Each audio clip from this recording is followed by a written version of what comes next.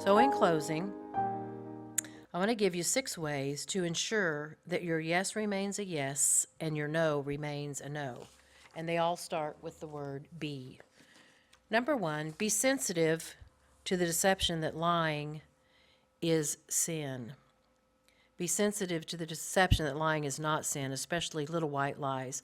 Ladies, not only is it sin, but it's heinous. Do not desensitize yourself to the truth. I know people, I have family members that lie so much they don't even know they're lying.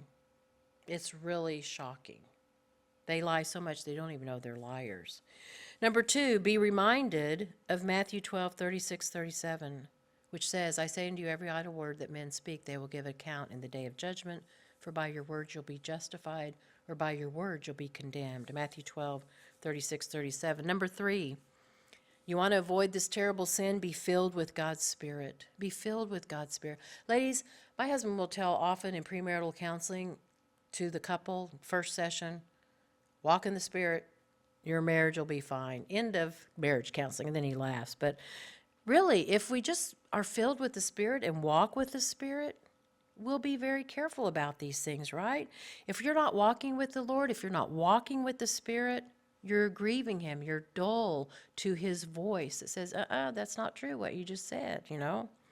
Number 4, be asking God to make you aware of the way you deceive others. Be asking God, Lord, how am I not being honest? You might be surprised. I remember one year my husband and I kept each other accountable for exaggerations, and that was very helpful. And we would realize, especially when we had people in our home for dinner, you might color the story a little bit to make you look good or someone else look bad. And I'd say, honey, we need to work on this. So for a year, we did. You're exaggerating, you're exaggerating. And it was very helpful for both of us. So find someone to hold you accountable.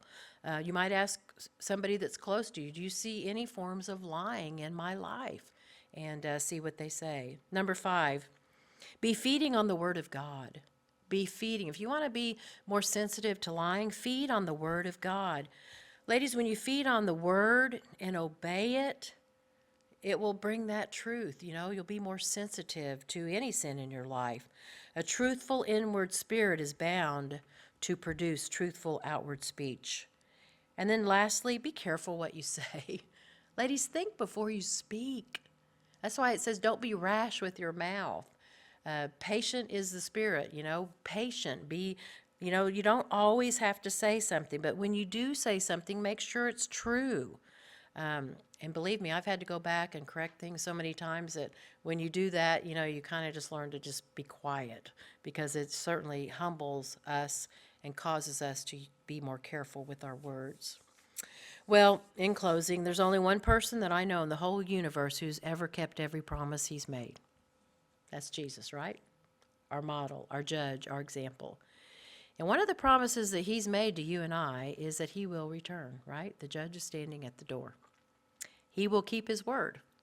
And so must we keep our word as well, ladies, lest we fall into judgment.